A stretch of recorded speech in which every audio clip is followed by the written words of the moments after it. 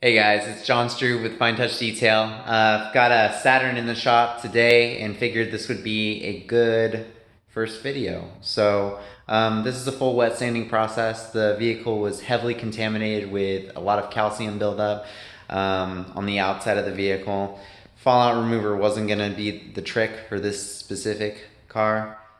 Need to go a little bit more into depth, so I figured this would be a good example to show you guys kind of the wet sanding process, kind of what to look for and what it looks like. The back of this vehicle has already been wet sanded, as you can kind of tell from the video. It's a little bit of hazy fogginess. It's pretty scary to look at in person, to be honest, but sometimes part of the process is pretty dirty.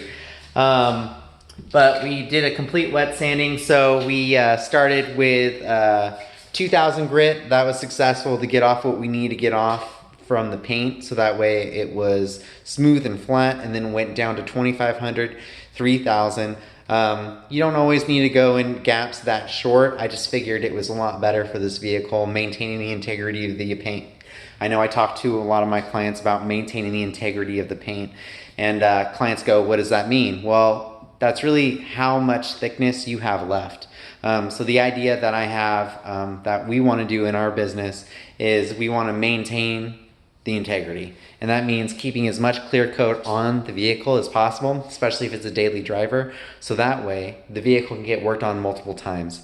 So if you do need to detail it, you have some scratches that need to get out of the vehicle, those can still be properly managed and maintained and removed without ruining the integrity. And that way, later on in life, you're not going to see the chipping of the paint or flaking. You see that on a lot of older cars. Typically it happens on the top of the cars, on the roofs, or it'll happen on the hood.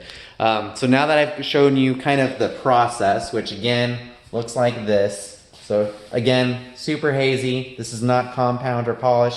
This is simply the last stage of 3000 grit. We're gonna move on to the hood. Hood's completely done. Above and beyond, some PPF removal. So we did some clear bra removal on this.